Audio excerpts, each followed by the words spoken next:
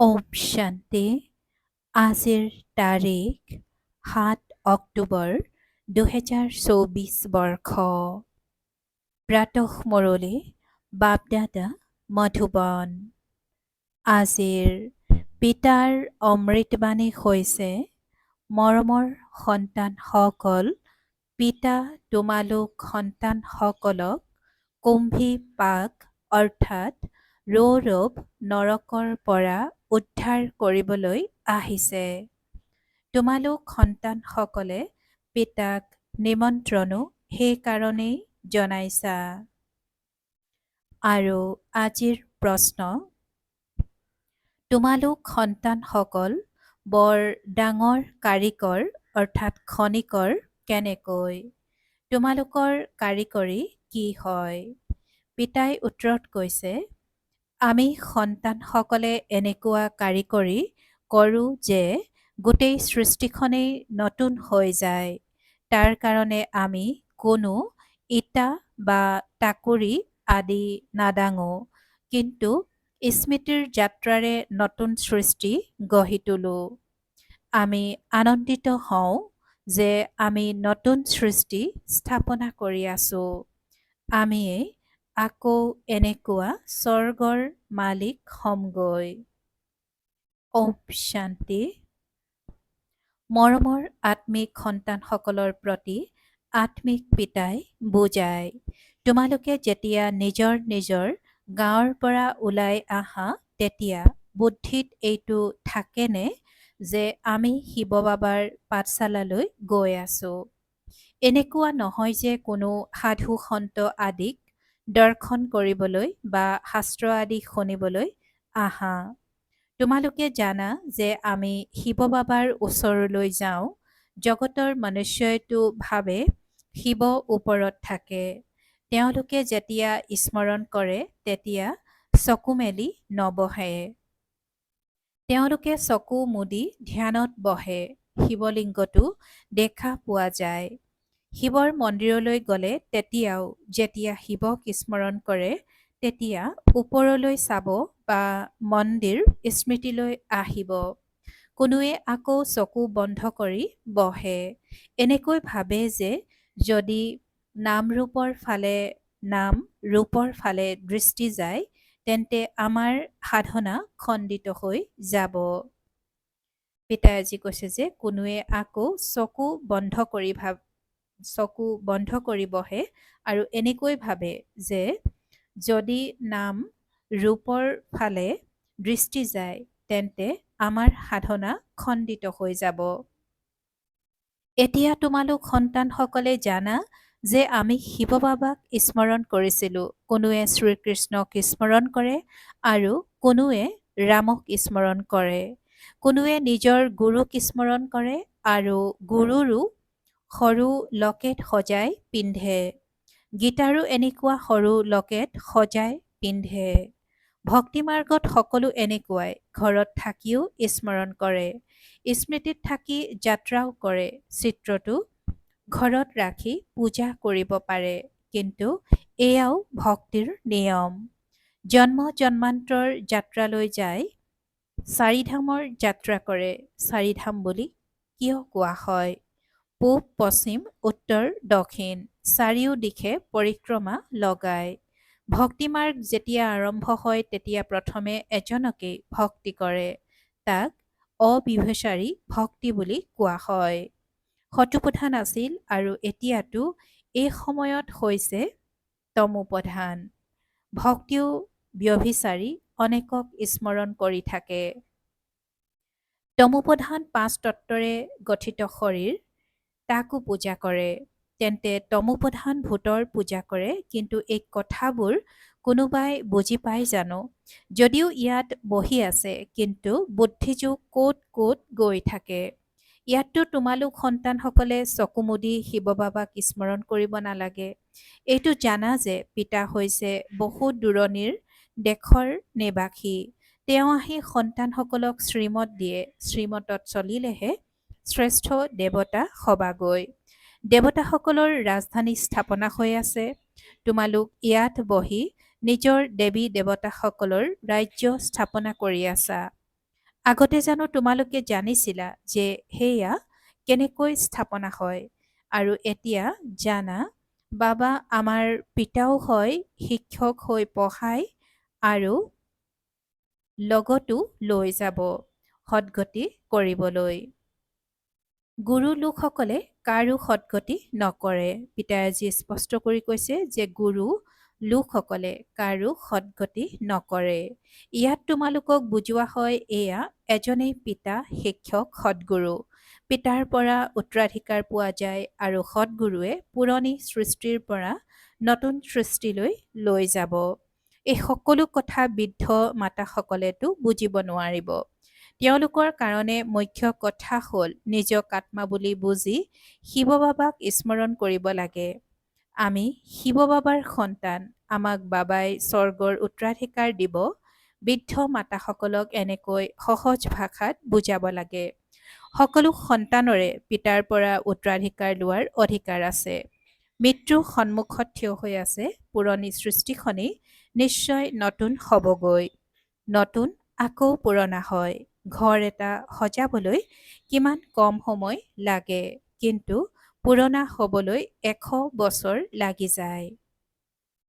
এতিয়া তোমালোক সন্তানসকলে জানা যে এই পুৰণি সৃষ্টি এতিয়া নাশ হৈ যাব। এতিয়া এয়া যি যুদ্ধ হ'ব সেয়া আকৌ 5000 বছৰ পাছত হ'ব। এই সকলোবোৰ কথা বৃদ্ধ মাতাসকলেতো বুজিব নোৱাৰে। তেওঁলোকক বুজোৱাটো আকৌ ব্ৰাহ্মণীসকলৰ কাম। তেওঁলোকৰ কাৰণেতো এটা শব্দই যথেষ্ট। নিজক আত্মা বুলি বুজি পিতাক স্মৰণ কৰা। তোমালোক আত্মাসকল পৰমধামৰ নিবাসী। আকৌ ইয়াত শৰীৰ ধাৰণ কৰি ভূমিকা পালন কৰা। ইয়াত পিতাই কৈছে যে ইয়াত শৰীৰ ধাৰণ কৰি ভূমিকা পালন কৰা। আত্মাই ইয়াত দুখ আৰু সুখৰ ভূমিকা পালন কৰে। মুখ্য কথা পিতাই কয়, মোক আৰু সুখধামক স্মৃতিত ৰাখা।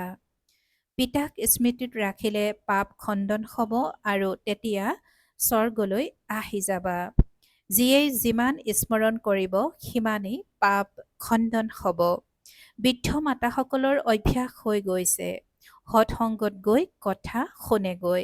তেওঁলোকক বাৰে বাৰে পিতাৰ স্মৃতি সোঁৱৰাই দিব লাগে। স্কুলত পঢ়া হয়, কথা শুনা নহয়। ভক্তি মাৰ্গততো তোমালোকে বহুত কথা শুনিলা কিন্তু তাৰ পৰা একো লাভ নহয়। শ্ৰী শ্ৰী সৃষ্টিখনৰ পৰা নতুন সৃষ্টিলৈতো যাব নোৱাৰে। মনুষ্যই ৰচয়িতা পিতা আৰু ৰচনাক নাজানে। তোমালোকেও আগতে নাজানিছিলা আৰু এতিয়া তোমালোকে ভক্তি মাৰ্গক ভালকৈ জানি গলা।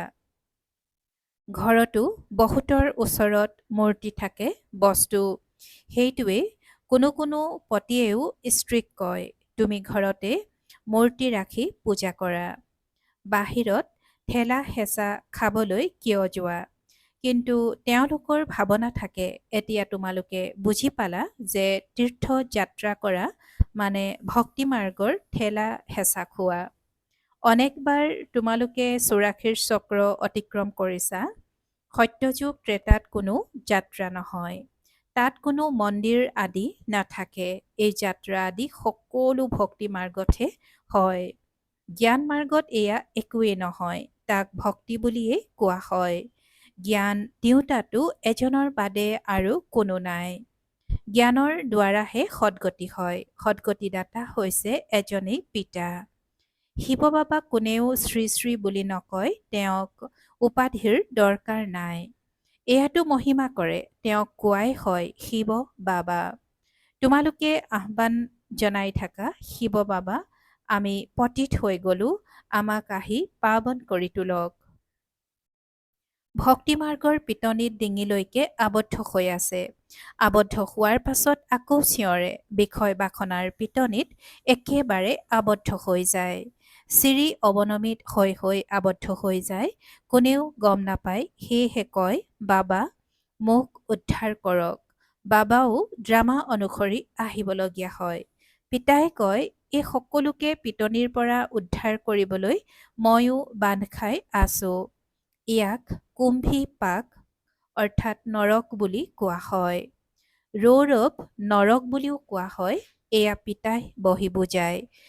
তেওঁলোকে জানো এয়া গম পায়? পিতাই সুধিছে যে তেওঁলোকে জানো এয়া গম পায়?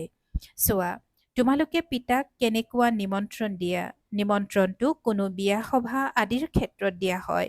তোমালোকে কোৱা, হে পতিত পাৱন বাবা, এই পতিত সৃষ্টি ৰাৱণৰ পুৰণি সৃষ্টিলৈ আহক। আমি তেটোলৈকে ইয়াত আবদ্ধ হৈ আছো। পিতাৰ বাহিৰেতো আন কোনেও ইয়াৰ পৰা উলিয়াব নোৱাৰে। এনেকৈ কৈও দূৰণিৰ দেশৰ নিবাসী শিৱ বাবা, এইখন হৈছে ৰাৱণৰ দেশ, সকলো আত্মা তমোপ্ৰধান হৈ গল। সেয়েহে আহ্বানো জনায় যে আহি পাৱন কৰি তোলক। পতিত পাৱন সীতাৰাম এনেকৈ গাই চিঞৰি থাকে। এনেকুৱা নহয় যে তেওঁলোক পবিত্ৰ হৈ থাকে। এই সৃষ্টিখনেই হৈছে পতিত, ৰাৱণৰ ৰাজ্য, ইয়াতেই তোমালোক আবদ্ধ হৈ গলা। সেয়েহে এনেকৈ নিমন্ত্ৰণ জনাইছা বাবা, আপুনি আহি আমাক কুম্ভী পাক নৰকৰ পৰা উদ্ধাৰ কৰক। সেয়েহে পিতা আহিছে। তোমালোকৰ কিমান বাধ্য সেৱক।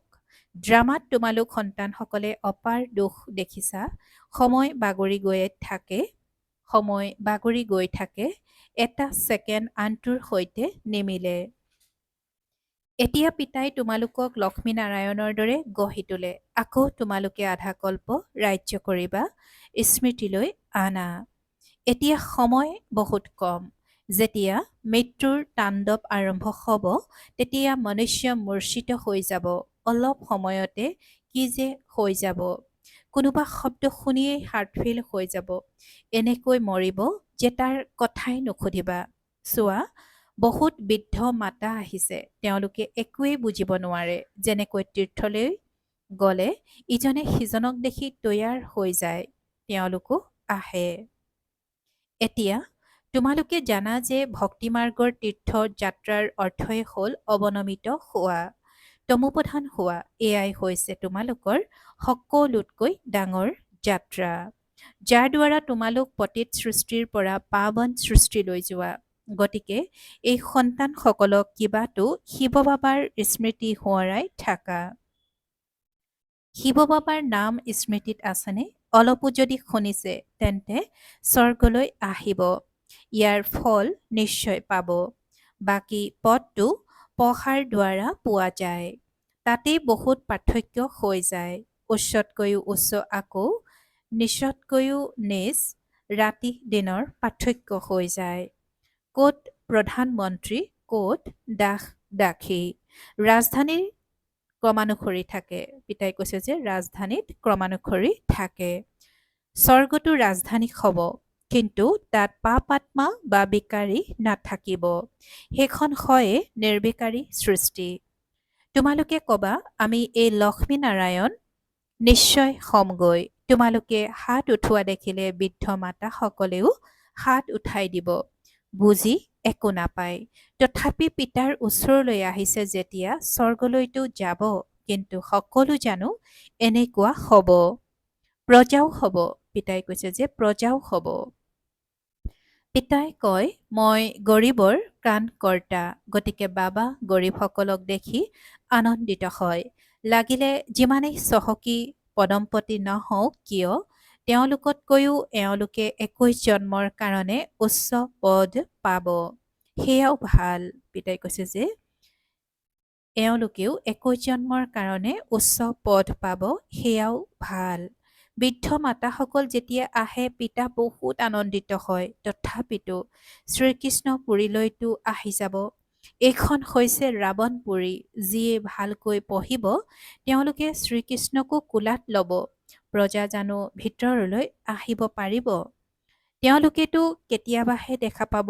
যেনেকৈ পোপে খিৰিকীৰে সাক্ষাৎ দিয়ে, লাখ লাখ আহি একগোট হৈ দৰ্শন কৰিবলৈ।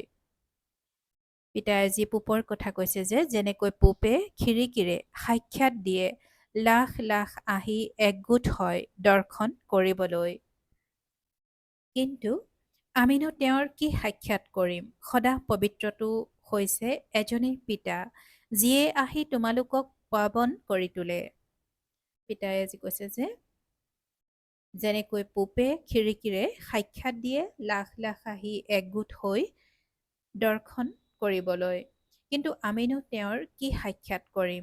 সদা পবিত্ৰটো হৈছে এজনে পিতা, যিয়ে আহি তোমালোকক পাৱন কৰি তোলে, গোটেই বিশ্বকেই শতপ্ৰধান কৰি তোলে।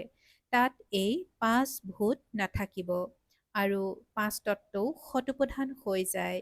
তোমালোকৰ গোলাম হৈ যায়, কেতিয়াও এনেকুৱা গৰম নহ'ব যাৰ বাবে লোকচান হৈ যাব। পাঁচতত্ত্বও নিয়ম অনুসৰি চলে, আচলতে মৃত্যু নহয়। এতিয়া যিহেতু তোমালোক স্বৰ্গলৈ যাবা, বুদ্ধিযোগ নৰকৰ পৰা আঁতৰাই দিয়া উচিত।